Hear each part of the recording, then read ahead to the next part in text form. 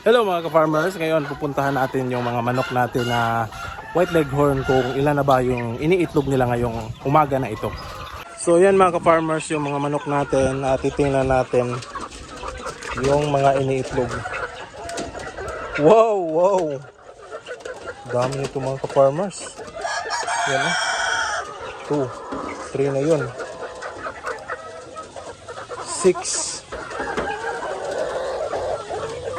7 yung isa. Yes. Yan yung itlog nila. 2, 4, 6, 8. Ngayong umaga lang na ito mga ka-farmers. So wala na ba? Kunin lang natin. Magpapakain pa tayo mga ka-farmers ng mga manok natin. Hoy, wag kang lumipad. So yan, nagpapakasta na talaga sila oh. Yan yung mga senyales. At yan, kusa na rin silang pupunta sa atin mga ka-farmers. Nung una, yung hindi pa sila nagpapakasta, ay hindi sila lumalapit sa atin. So medyo mailap sila. Pero nung nag-umpisa na silang magpapakasta, ay ano, hindi na sila mailap. Yan o. So bibigyan natin ito muna ng pagkain. So ang ganda, pagmasdan dahil ito yung mga itlog nila, malalaki na rin. Yan o. So 2, 4, 6, 8, 8 ngayong umaga at mamayang hapon titingnan natin kung baka iitlog pa itong mga manok na ito dahil maaga pa naman. Alright, so itong nandito is labing apat. Yung isa siniparit ko kasi parang napilay, nadadaganan siguro dito. Kaya siniparit ko at nangingitlog na rin yun nandun sa kulungan na yun. So ayos na rin, tumatayo na rin at yun na nga, nangitlog, kaya goods na rin.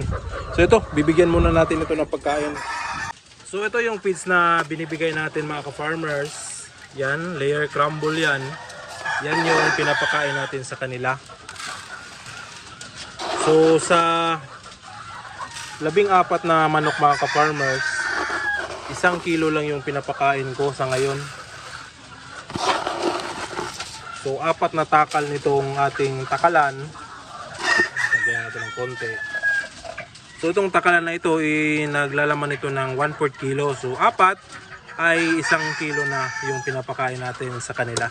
So ito lang yung pinapakain natin sa buong araw na papakain sa mga manok. So isang araw lang, sa isang araw mga ka-farmers, isang beses lang ako nagpapakain sa kanila sa ngayon.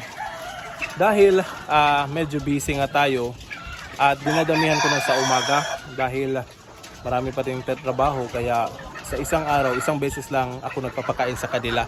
Aside sa mga G-fowl natin, ay 2 beses lang talaga silang kumakain. So dito sa mga layer crow, at kung hindi pa ako nagbe-breeding, isang beses lang pinapakain pero dinadamihan ko na sa umaga. Pero kapag nagbe-breeding na tayo, ay dun ko na isang beses sa umaga, isang beses naman sa hapon para tuloy-tuloy yung kanilang pangingitog at mas maganda yung fertility ng mga manok. At kung magtatanong kayo kung sa breeding anong magandang feeds na ipapakain, ay talaga yung breeder pellets. Pero para sa akin mga ka-farmers, ay ang mas mabisa pa rin para mas marami tayong itlog na makukolekta, ay ito na lang, yung tips na lang na ibibigay ko sa inyo is yung layer crumble. So subok ko na ito, layer crumble lang yung pinapakain ko sa rooster at saka sa mga inahin. Same lang sila ng kinakain at maganda naman yung naging resulta. So marami tayong napapisa, maganda yung fertility din ng mga itlog kahit layer crumble lang yung binibigay natin sa kanila. Alright, so ngayon ibibigay muna natin ito.